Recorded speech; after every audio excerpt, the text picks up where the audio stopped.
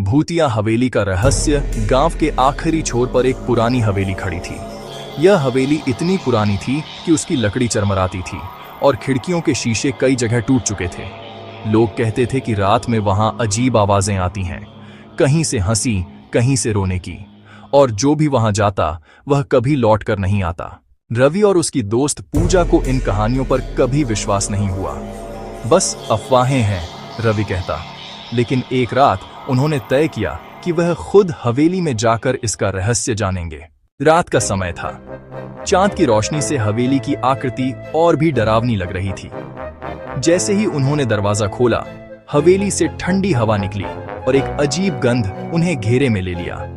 कमरे में कागज बिखरे थे, फर्श पर धूल की मोटी परत जमी थी और दीवारों पर पुराने झुलसे हुए चित्र टंगे थे।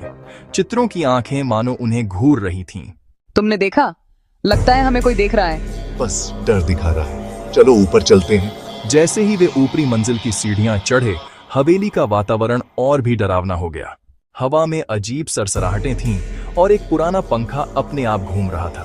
तभी एक म्यूजिक बॉक्स बजने लगा, पुराना और टूट-फूट वाला, लेकिन उसकी धुन किसी अजनबी दुख की कहानी कह रही थी।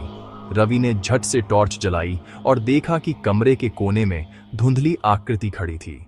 वह धीरे धीरे उनके पास बढ़ी। पूजा ने चीख मारने की कोशिश की, लेकिन आवाज निकल ही नहीं रही थी। आकृति ने अपनी हाथ की हड्डियों जैसी उंगलियां उठाईं और म्यूजिक बॉक्स की ओर इशारा किया। रवि ने हिम्मत जुटाई और बॉक्स के पास गया। जैसे ही उसने उसे छुआ, अचानक म्यूजिक बॉक्स बंद हो गया और हवेली में से अजीब हंसी और रोने की आवाजें गायब हो गईं। दोनों ने राहत की सांस ली, लेकिन तभी पीछे से कोई उनकी तरफ तेजी से बढ़ा। वे दोनों भागे और नीचे उतरे। बाहर निकलते ही हवेली के दरवाजे अपने आप बंद हो गए। अगले दिन गांव वाले उन दोनों को देखकर दंग रह गए।